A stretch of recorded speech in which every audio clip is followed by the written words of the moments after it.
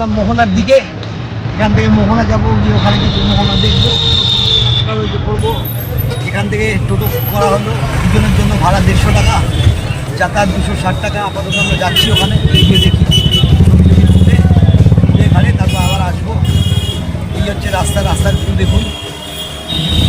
আমরা মিউজিকটা ছেড়ে দিলাম, ওখান থেকে ধরো প্ল্যান করবো কি করা যায়।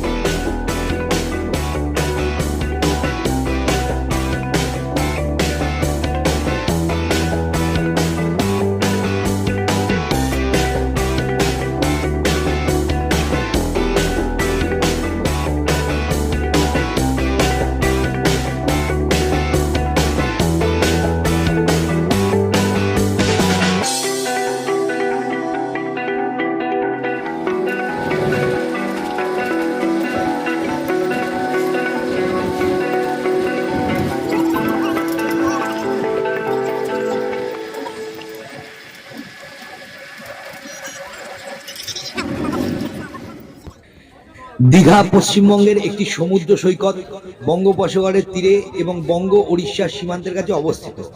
সড়ক, রেল ও আকাশপথে এটিতে সহজেই পৌঁছানো যায়। কলকাতা থেকে ভূপৃষ্ঠের দূরত্ব প্রায় 200 কিলোমিটার এবং প্রায় 4 ঘন্টায় পৌঁছানো যায়। হাওড়া এবং দীঘার মধ্যে প্রতিদিন প্রচুর ট্রেন চলাচল করে। এছাড়াও আপনারা ধর্মতলা, সল্টলেক, বারাসাত সমস্ত জায়গা থেকে বাসেও এখানে যেতে পারেন। দীঘা এবং মেচেদা, নিউ জলপাইগুড়ি এবং পুরীর মতো জায়গাগুলির মধ্যেও ট্রেন চলে। এগুলি ছাড়াও প্রতি শনিবার বেহালা ফ্লাইং ক্লাব থেকে দীঘা হেলিপ্যাড পর্যন্ত হেলিকপ্টার পরিষেবা রয়েছে। রিটার্ন সার্ভিসও একই দিনে। দীঘা আজ যেখানে দাঁড়িয়ে আছে সেটিকে আগে বিয়ারকুল বলা হতো। ব্রিটিশ নথিতে এর উল্লেখ পাওয়া যায়। বলা হয় ওয়ারেন হেস্টিংস স্থানটিকে পূর্বের ব্রাইটন বলে উল্লেখ করেছেন। ব্রাইটন হচ্ছে ইংল্যান্ডে একটি জনপ্রিয় সমুদ্র তীরবর্তী অবলম্বন শহর। জায়গাটি একটি সমুদ্র তীরবর্তী অবলম্বন শহরে পরিণত হয়েছে যখন ডাক্তার বিসি রায় রাজ্যের মুখ্যমন্ত্রী ছিলেন, অর্থাৎ 23শে জানুয়ারি 1948 থেকে 1 জুলাই 1962। সেই সময় সরকার সমস্ত আধুনিক সুযোগ সুবিধা, বাজার, আবাসন এবং নিরাপত্তা সহ দীঘা এবং নতুন দীঘাকে একটি জনপ্রিয় পর্যটন গন্তব্য হিসাবে গড়ে তোলার জন্য কাজ করেছেন।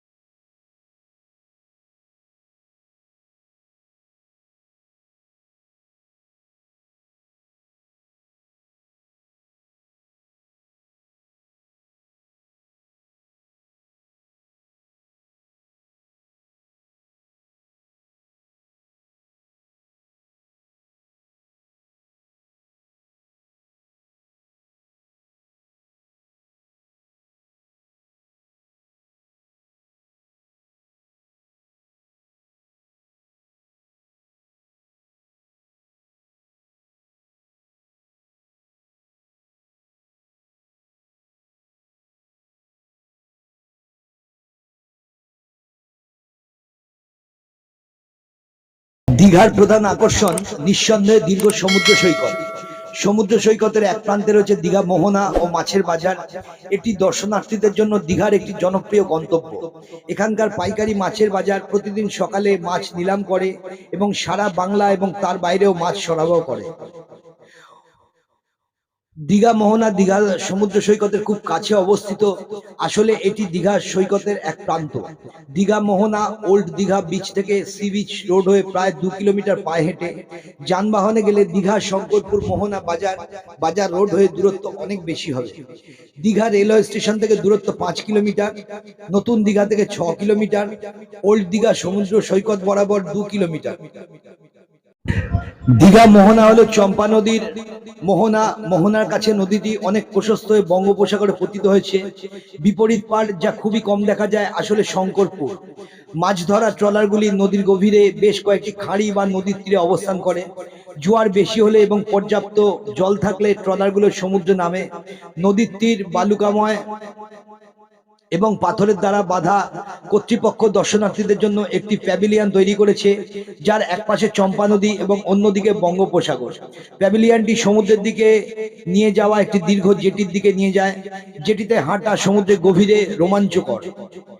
পথের ধারে চা, জলখাবার এবং শুকনো মাছ বিক্রির স্টল রয়েছে। লবণ ও রোদ ব্যবহার করে প্রাকৃতিকভাবে মাছগুলো শুকানো হয়। শুকনো মাছ দীর্ঘ সময়ের জন্য সংরক্ষণ করা যেতে পারে, তবে রান্না করার সময় একটি স্বতন্ত্র গন্ধ উৎপন্ন হয়। এটি বাংলাদেশ, পশ্চিমবঙ্গ এবং ত্রিপুরার কিছু অংশে একটি সুস্বাদু খাবার। মোহনার কাছে ঘটনাস্থলে যাওয়ার রাস্তা বরাবর যথেষ্ট পার্কিং রয়েছে।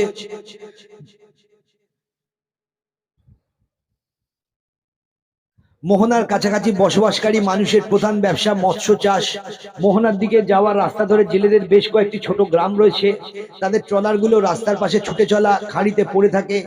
জোয়ারের সময় খাড়িতে পানি বাড়লে জেলের ট্রলারে মাছ ধরার জন্য সাগরে বের হয়। তারা কয়েকদিন ধরে জলে মাছ ধরে। তারা ফিরলে দীঘার মোহনা মাছের বাজারে মাছ নিলাম হয়।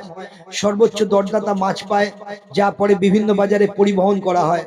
বাজারটি Digha fisherman and fish traders association দ্বারা নিয়ন্ত্রিত। 1425 সদস্যের একটি সংগঠন, যার প্রায় 2000টি মাছের নৌকো এবং 145টি মাছের নিলাম পয়েন্ট রয়েছে।